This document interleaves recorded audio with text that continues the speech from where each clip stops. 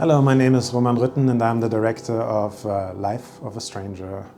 So I'm originally based in Brooklyn, but the short was shot in London, and there's many reasons why. I try to keep it short, and probably the short answer is that I happened to be in London for 2 months, and I had the choice: am I going to be just sitting around and drinking coffee and walking the parks, or am I gonna try to make something with meaning? And I'm happy I did the second one.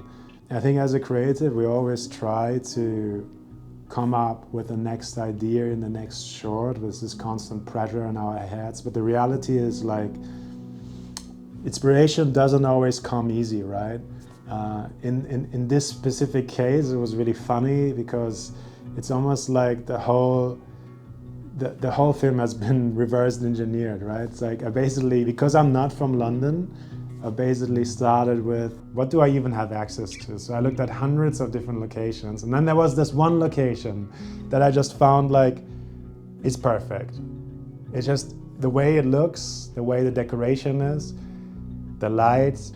So you don't really have to do much, right? You only have to bring the story, and I think this is kind of like where you want to be as filmmaker, especially on like a low budget production.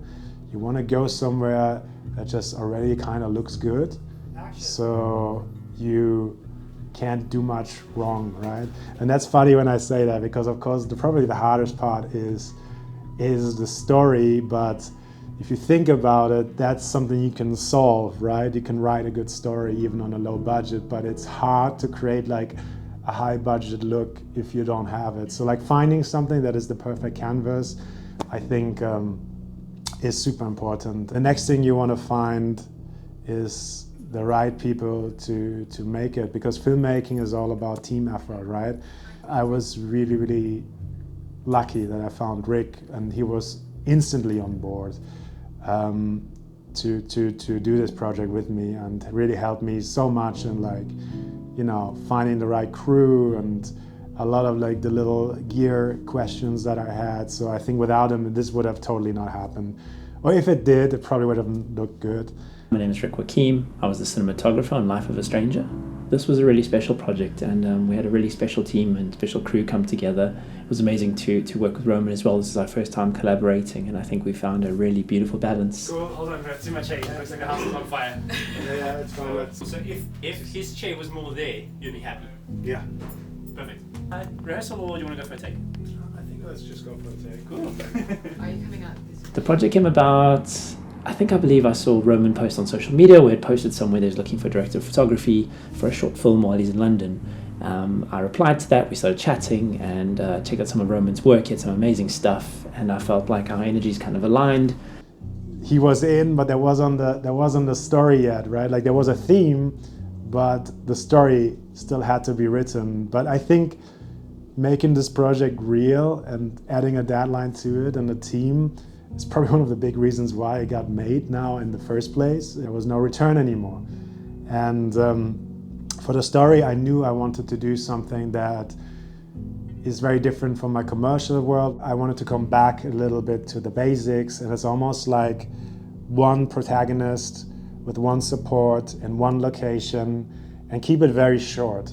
So the first half is very visual, and then the second half is where we find the twist and things get like a little bit more out of control. It all like kind of resolves itself in a very beautiful yet very emotionally powerful moment between father and daughter. So like making it simple like this, I think, was really kind of the mantra. And then I also wanted to really bring awareness to something that hasn't gotten enough awareness for the reality of how common it is. And even in our crew, there was a lot of people with cases in their family about this terrible disease. And I think dementia is just something that is really tough, and we're all gonna face to get older. So I think trying to help people to understand a little bit the perspective of the character.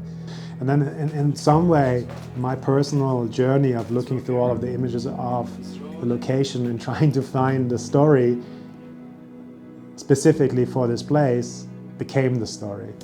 And I kind of wanted it to feel almost like a treasure hunt of your own personal life, and the sad realization of that you have to admit to yourself that maybe you're slowly losing control about everything you thought you used to be, and the implication it has on yourself, but also the people you love. So I found that was probably like the most powerful core of everything. And when it came down to cinematography, I really spent a lot of time talking with Rick about what is the right language for this film. In terms of cinematography and for this project, I always try and connect the camera or the movement or the visual language somehow to what a character might be experiencing. From an early stage on, we wanted to make sure that the cinematography is not just like eye candy. Instead, it's like very cohesive to the narrative, right? So every choice we make in our cinematography is supposed to like support the feelings of the audience. And you know, sometimes the narrative is very odd, it's very strange, it's very weird. Work a lot with wide-angle lenses, very static, long takes, almost a little too long, almost a little uncomfortable, which almost becomes a little bit like a horror film, right? Like it almost feels like you are going yourself into this place, and there's this constant suspense of what if you get caught? Or even like, what are you gonna find behind those doors? And should you even be there? So that's like constantly going. I think that creates like for a lot of suspension from the beginning. And as it escalates or heightens, I try to introduce a lot more handheld, a lot more movement. So by the end of the project, we have a lot of handheld, a lot of movement and energy kind of being conveyed and helping support the story. I always try to find if you come from a place of story or motivation, it works really well. In terms of lenses, I've been following a lot of the work that has been coming out of the Zio film Vespid primes, and I was really impressed. I thought like they really punch above their weight class, and I thought it could be a really interesting choice for our project. And then it was Rick that told me that, funny enough, Desiofilm just contacted him to basically try out their new lenses, which were like the retro primes. This was the first time I'd used the Vespid retro lenses. The lenses have a lot of character. They have warm flares. They have amazing mechanics and housings. I quite enjoy the raw anodized kind of raw feeling. They are quite fast. They're all T2, which is amazing. They cover large format. I mentioned that. And yeah, they spoke to me. I'm quite a big fan of lenses. I love lenses from the 70s, the 80s. So I find a lot of lenses nowadays are quite modern and clinical and trying to be too perfect. Sharp, but not too sharp. But gives us this little bit of texture on the footage that just supports the oddness and the imperfection of the story, right? So if you end up controlling it and work around those little quirks, they give you like a really interesting picture, and I think it really captures even like the little distortions on the 16mm. They just feel right for the kind of vibe that we were going for. We're trying to bring light to something, or we're trying to bring light to this person's journey.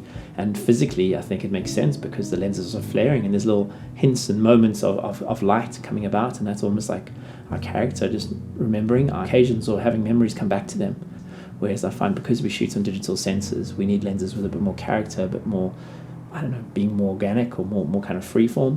So I love lenses that do kind of have a bit of quality and fall apart at places as well, and that's what I think the lenses do. I think they're not perfect, and I don't think you want perfect lenses, or sometimes you don't need perfect lenses, if that makes sense. I think they worked well for this project, and I was really happy what kind of came about. I think it all comes down to choices, right? And I think those lenses, the retro primes, are a great creative choice for a filmmaker. In terms of projects I would use these on again, I'd probably put them forward for music videos or short films or commercials, maybe drama as well. I think anything that would want to be brave and organic and a bit more dreamy works really well for these lenses. I think they have a look, and I think it's quite fun.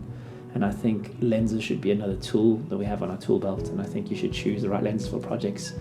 And I think Roman's quite a technical director as well. He understands lensing, understands cameras, but he also understands acting. So when you have these components and you're able to kind of find this beautiful kind of dance between everyone, especially in a short amount of time on a short film. We shot this in a day, so I think it's really important to have that synergy and that chemistry. And yeah, I think in the end I can just say I feel very humbled that I was able to work with such a great crew that really took on the challenge and really brought this vision alive. And also like our cast, I think like Nick and Ida both did like such a great job of fully understanding these characters, and it's often overlooked, but that's the moment where things can go badly really quickly if you have the wrong person in front of the camera.